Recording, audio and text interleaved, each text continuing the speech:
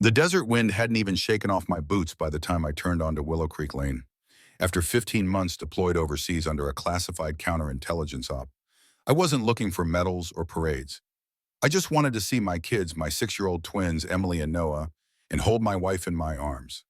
Home was supposed to be waiting for me, but something felt wrong before I even pulled into the driveway. The porch light was off. No yellow ribbons. No handwritten welcome home. Daddy signs taped to the windows like last time.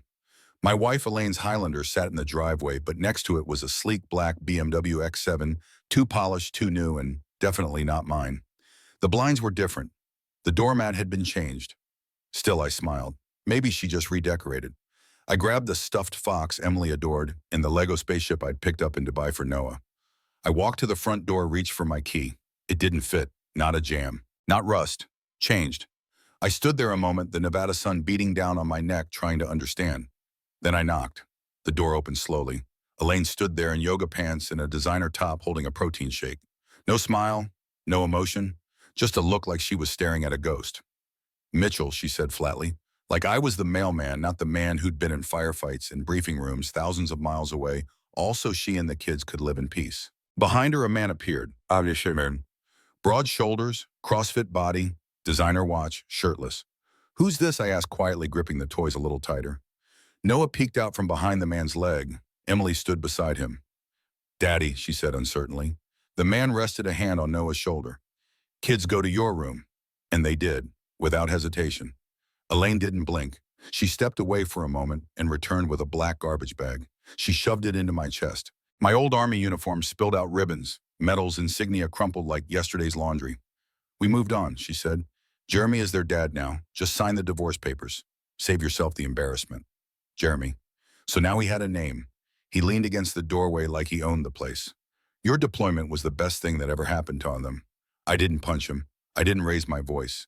I just stood there feeling something deep inside me harden into steel. I looked at Elaine, the woman I'd married, the mother of my children, and I saw a stranger. My voice stayed calm. "You've made your choices. Now you'll live with mine." Jeremy laughed. "What are you going to do, soldier boy? I make more in a month than you did in a year. My father practically runs the zoning board. My uncle is Judge Ashcroft. You're nothing. You were forgotten the second you boarded that plane." I bent down, picked up the scattered medals from the porch step, and slipped them back into the bag. Then I walked back to the rental car without another word. Once inside, I placed the gifts on the passenger seat, took a long breath, then I made the call. "Foxtrot, this is Sentinel." A pause. A voice crackled back. "Copy. Go ahead. I'm activating Protocol 11. Another pause. "You sure? That's extreme." I stared at the house in my rearview mirror. "They took my kids," I said, "and they have no idea who they're dealing with." The sun had barely dipped beneath the red rock skyline when I pulled into a storage facility off the outskirts of Henderson. It looked abandoned, half the units rusted shut, the rest unmarked. But one unit in the back coded 9F open, with a flick of my thumbprint and a 6-digit cipher I hadn't used since Kabul. Inside, fluorescent lights buzzed to life. A steel workbench, racks of servers, reinforced safes, and a satellite uplink built into the ceiling. This wasn't just a storage unit, it was a command node. I stripped off the uniform Elaine had stuffed into a trash bag, changed into jeans and a dark tee, and powered on the core console. Within seconds, the screen glowed with familiar names and encrypted call signs. One blinked green. "Foxtrot active." I tapped on the icon. A second later, his face filled the screen.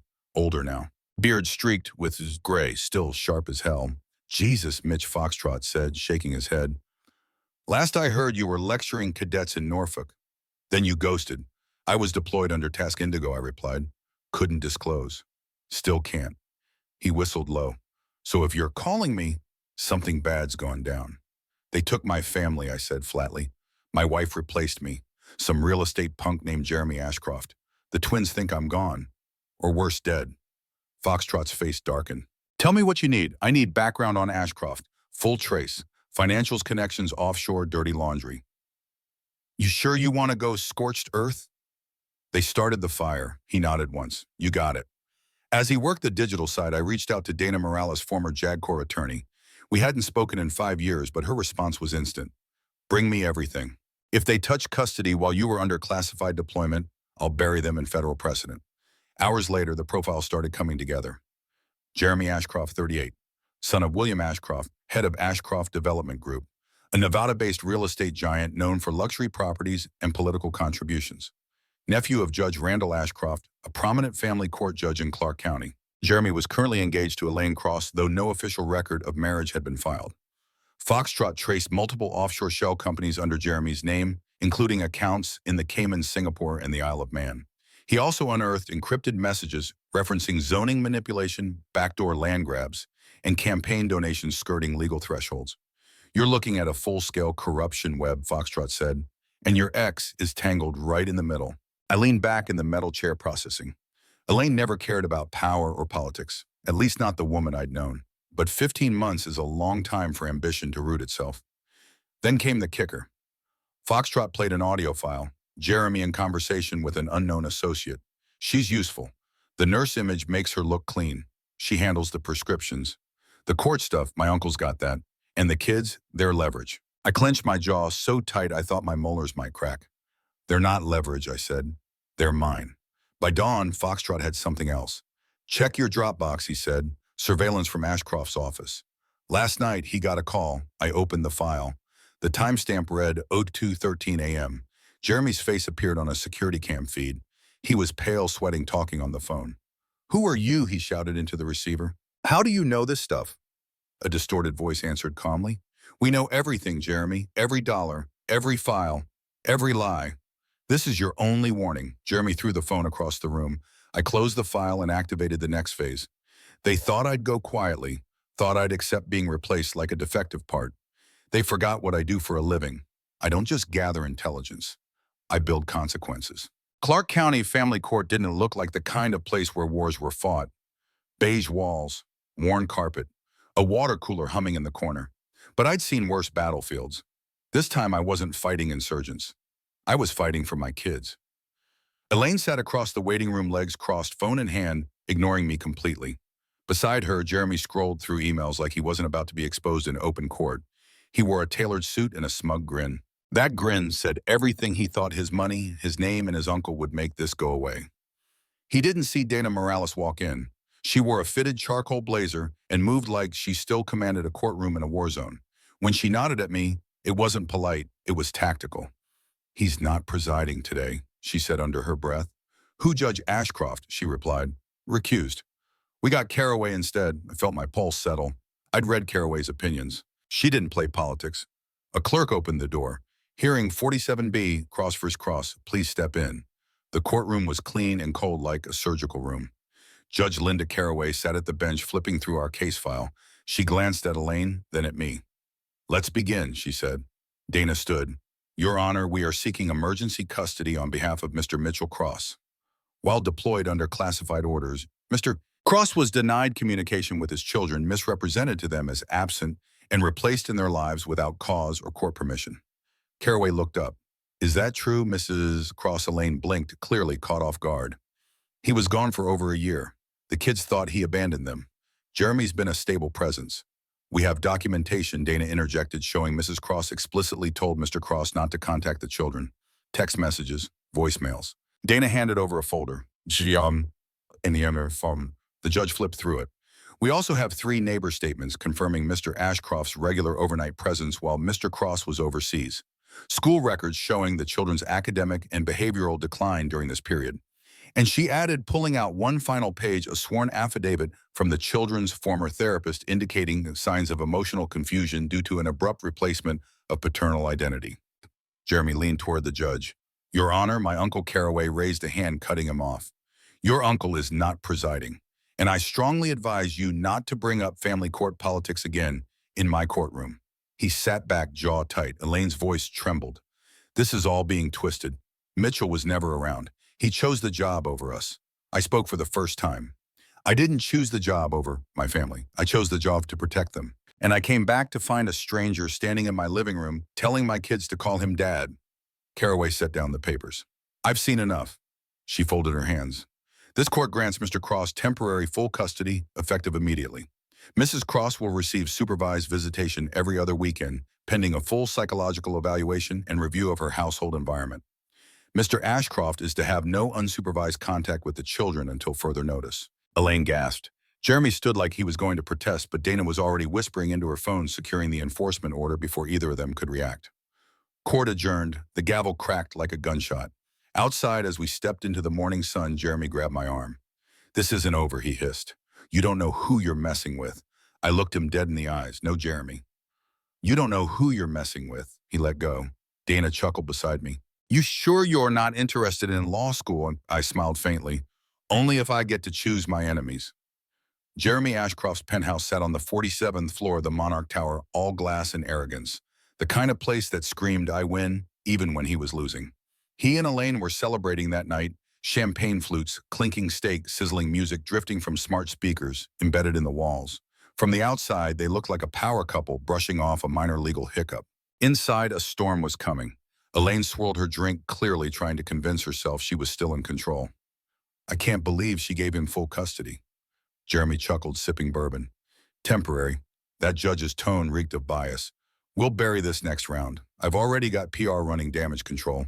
Elaine nodded weakly but didn't look convinced. "I've found something," she said after a pause. "Old medical records. A flag from when Mitchell did a psych eval after Afghanistan. Nothing dangerous, but it hints at instability." Jeremy's eyes lit up. "You're kidding." "No, I accessed it through an old VA system. It's not on public record. But if it got leaked," he grinned, "then he's not just the angry soldier. He's unstable. We can use that." Elaine hesitated. "Are we really doing this?" Jeremy poured another drink. "You want your kids back, don't you? Then grow a spine, Elaine. We play the game or we lose." She didn't reply. What they didn't know, every word, every whisper, every file access was being recorded. The surveillance wasn't just external anymore.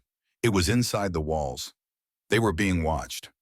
At 9:18 p.m., the building's front desk signed off on a package delivery. No sender listed, just a sleek black envelope sealed with a digital tamper-proof lock. The doorbell rang. Jeremy answered. A courier handed him the package. "Have a good night, sir." Inside, a single USB drive sat nestled in the envelope's foam lining.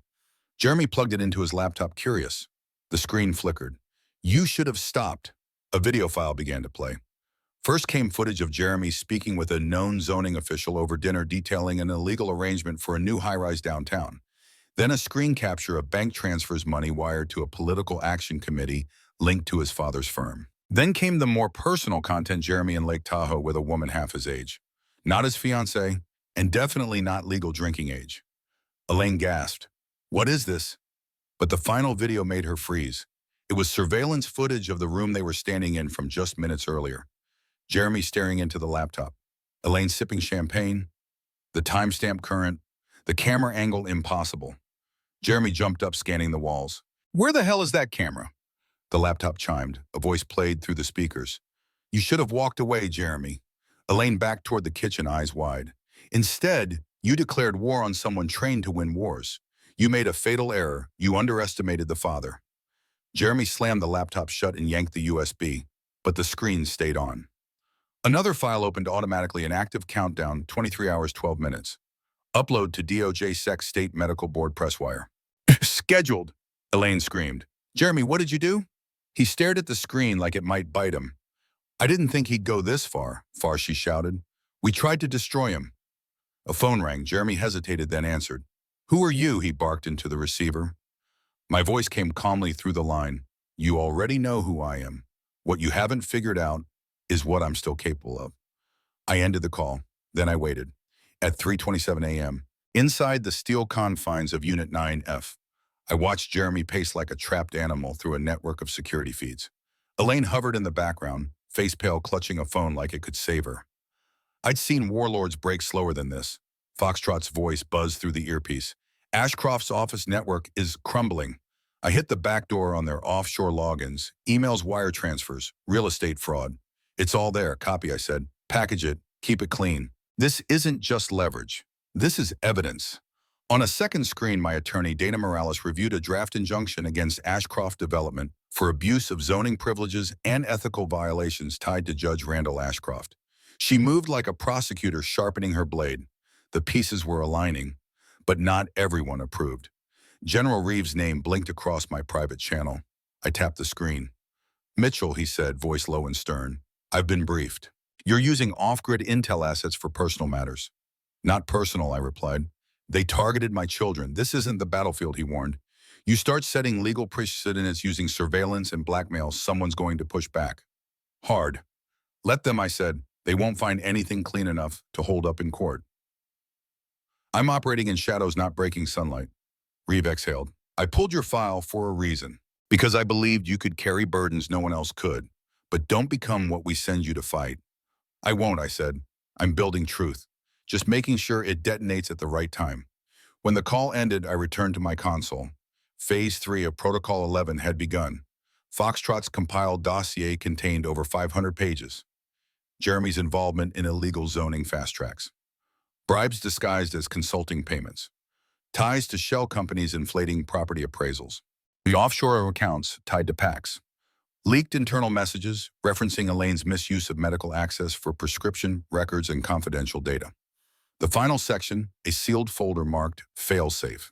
Inside it was a timed release protocol, every document, video, and asset we had queued to blast out to the Department of Justice, the Securities and Exchange Commission, Nevada State Medical Board, and 5 major news outlets. At 7:00 a.m., 2 days from now, the floodgates would open. Unless I stopped it. Unless they gave me what I came for. I opened my direct line to Jeremy. He didn't answer. Instead, he sent back a message through his attorney, thinly veiled legal jargon, with just enough arrogance to make my blood simmer. Any further harassment of Mr. Ashcroft or Ms. Cross will result in federal injunctions. You are advised to cease and desist all digital surveillance and contact immediately. I smiled at the phrasing harassment. They still thought this was about making noise. It was never about noise. It was about silence. Silencing their ambitions, their control, their delusions of power. Later that evening, I received an encrypted text from Elaine. I want to talk, alone. Please, no Jeremy. I'll meet wherever you want. I sent the location. 10:00 p.m., Desert Shores Park. Empty, neutral ground. I waited under the park's broken street lamp, the kind of place kids used to sneak beers and tell lies. Elaine showed up in a hoodie and running shoes, hair tied back like she was ready to sprint. Her voice cracked as soon as she spoke. I didn't know it would go this far, she said. He said it was temporary, that the kids needed stability. Then he changed, got controlling, started using them against me. I didn't speak. You have everything, don't you? She asked. I nodded. Then what do you want? Total withdrawal, I said. You sign away parental rights. Jeremy resigns. Your father-in-law retires. Everyone vanishes from my kids' lives. She flinched. That's everything we have. You should have thought of that, I said, before you handed my family over to a man in a designer suit. Elaine wiped her face. What happens if I say yes? I stepped closer. Then your name disappears from the blast radius. 11:42 p.m. Jeremy Ashcroft stood in front of the floor-to-ceiling windows of his penthouse, Las Vegas, glittering beneath him like a city made of lies. He gripped his whiskey glass untouched, the ice long melted. Elaine hadn't come home. She hadn't answered her phone in hours. She was unraveling, and now so was he. Across the room, his laptop screen glowed ominously. Countdown 31 hours, 17 minutes. Auto-distribute DOHSEC FBI press wire. He tried everything, lawyers' firewalls, back channels to a federal judge. Nothing had stopped it. Who the hell is this guy, he muttered. He didn't realize he'd asked it out loud until his assistant Logan looked up from the corner. Cross Logan said cautiously, we pulled DOD files. Most of them are redacted, like black hole redacted. He doesn't exist on half the databases. Jeremy turned. What do you mean? I mean, whoever he worked for, he didn't just push papers. And there's something else. Logan hesitated, then passed Jeremy a tablet. On it was a blurry security cam still from Kandahar. Mitchell Cross in full gear. Around him, 4 dead insurgents. No backup. No backup needed. Jesus Christ, Jeremy breathed. He dropped the tablet. Get me leverage. Now. I want something, anything he can't walk away from. Already trying, Logan said. But whoever's covering him, they're burying footprints as fast as we uncover them. Jeremy turned back to the window. Then go deeper. Find someone who doesn't play by rules. 17 Amian. In a motel off Route 95, Mitchell sat on the edge of his bed watching Elaine's signed custody waiver slide from the envelope. Her hands had shaken, but she'd signed. Now only one piece remained. Jeremy. Across the room, Foxtrot patched into the latest chatter. We've got something, he said. Jeremy just authorized a $50,000 transfer to a private contractor. Mitchell's eyes narrowed. Who names Jonah Kerr, former CIA, burned after a Venezuelan op? He freelances now. Does discredits snatch jobs worse? So Jeremy's not trying to win. He's trying to erase me. Foxtrot nodded grimly. You want me to call it off? Mitchell shook his head. No. Let him come. I want to see how far he's willing to go.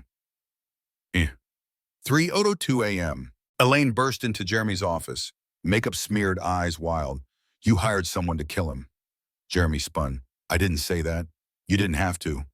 You're spiraling, Jeremy. He warned us. And now you're giving him the reason to turn everything loose. He's bluffing. Jeremy snapped. No, he's not, she said. I saw the footage, the files. He could nuke your entire legacy in one click. Then let him, Jeremy hissed, let him go nuclear. He can't touch me. My father has senators on speed dial. Your father's under ethics review. They stared at each other, both realizing the truth. They were already losing. Utashayete at 6:15 a.m. Mitchell sat alone at the park where he first met Elaine for their secret exchange. The USB key in his hand was primed. One press and the files would detonate across the internet: Jeremy's secrets, Elaine's theft, Judge Ashcroft's bribes. But then his burner phone buzzed. An anonymous text: stop. Let's deal. He tapped back too late. You bought a hitman. The reply was almost instant. I'll give you what you want. Full withdrawal. Just name the terms. Mitchell stared at the screen. He'd won, but victory didn't feel clean. 8:00 a.m. Jeremy stood alone in a cold legal office. Across from him, Dana Morales dropped a thick stack of paperwork on the table. You'll resign from Ashcroft Development. Withdraw all family court claims.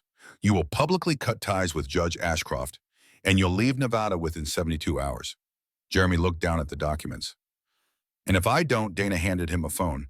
It was already playing the video of his conversation with Jonah Kerr, plotting a false psychiatric report to frame Mitchell. You're lucky, Dana said. That father of two still believes in restraint. Jeremy signed. 6:59 a.m. The Las Vegas skyline pulsed with neon ghosts, unaware that power, real power, was shifting beneath its glittering surface. In a downtown law office, under recessed lighting and the low hum of a coffee maker, Jeremy Ashcroft's world was collapsing one signature at a time. Dana Morales sat across from him, flipping through the final pages of the agreement like a surgeon double-checking the instruments before the cut. You understand, she said slowly, that once you sign this, you relinquish all parental claims. You vacate your executive position at Ashcroft Development. You remove your father from the board. You issue a public resignation citing personal failure and breach of ethics. Jeremy didn't look up. His hands shook.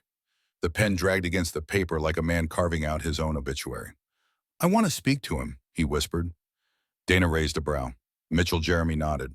Dana made the call. 10 minutes later, I stepped into the room. Black jeans, black jacket, no tie, no uniform. Just a father who'd walked through hell and brought a storm with him. Jeremy didn't stand. I underestimated you, he said quietly. That's what predators do, I replied. They think quiet means weak, still means harmless. His jaw tightened. I love them, the kids. You use them. He said nothing. I walked closer and placed a single envelope on the table. Inside are copies of the charges that will hit your inbox if you breach this agreement.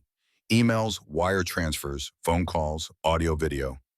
Everything. Jeremy's fingers hovered over the envelope, but he didn't open it. You had a choice, I said, and now you have consequences. I didn't kill anyone, he said. You tried to assassinate a reputation. You hired a man who wouldn't hesitate to make it physical. He swallowed hard. I leaned in. You were never dangerous, Jeremy, just entitled. Then I walked out. 12:00 p.m., the news cycle exploded. Breaking Ashcroft Development scandal. Sparks resignations. Judge Randall Ashcroft announces sudden retirement. Whistleblower reveals widespread zoning, fraud and ethics breach. Elaine packed her car and left Nevada that afternoon. Her nursing license was under full review. Her name would never appear on another hospital badge again. Jeremy, stripped of his public presence, issued a pre-written statement of regret and then vanished from the headlines just as fast. But not from my radar. At 7:00 p.m. At home, Emily and Noah sat at the kitchen table coloring. The chaos had passed over their heads like a quiet storm. I had kept them safe from the truth, and I would keep it that way. Dad, Emily asked, holding up a picture, is this you? She'd drawn a man in a black jacket standing tall between two kids in a house. Overhead, a shield covered them from falling rain. I smiled. Yeah, that's me. Noah grinned. You look like a superhero. I ruffled his hair. Close. Just a dad who didn't quit. Back at 12 p.m. At my command station, Foxtrot's final report rolled in. Every trace of the operation was scrubbed. Files stored in deep vaults, legal clearances sealed. Jonah Kerr, the freelance operative Jeremy hired, had gone underground after his name was linked to unauthorized freelance coercion. Smart move. Dana called me one last time. Everything's filed. Final custody ruling comes next week, but it's a formality now.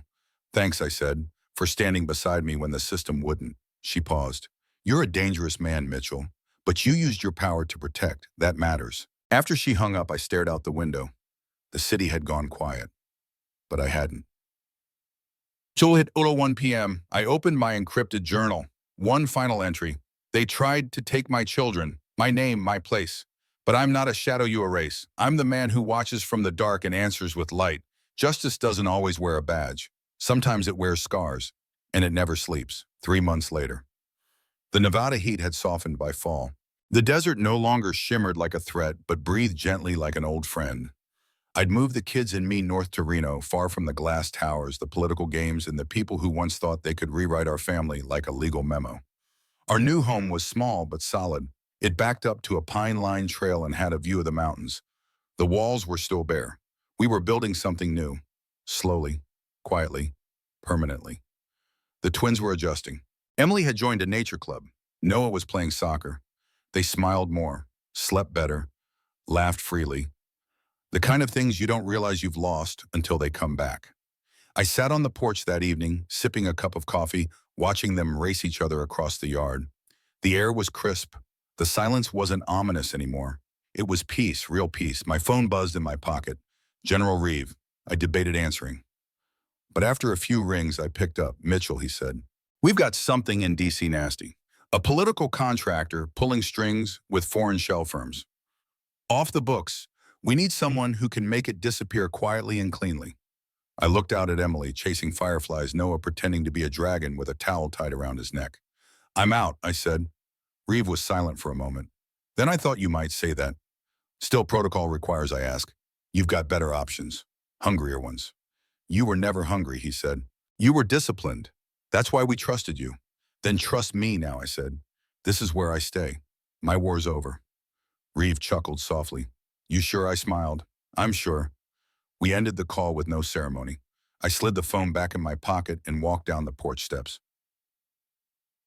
Later that night, after the kids were asleep, I sat at my desk in the study and opened the encrypted vault one last time. There they were, every file, every asset, every ghost I'd summoned over the past months. Footage, documents, audio logs, maps, contracts, all of it had served its purpose. I highlighted the directory and hit delete. One by one, the files vanished, shadows dissolving into digital dust. I didn't need the evidence anymore. I had the truth. I had my children. That was enough. Sure, Mayor. That Sunday morning, we made pancakes together. Emily spilled syrup all over the table.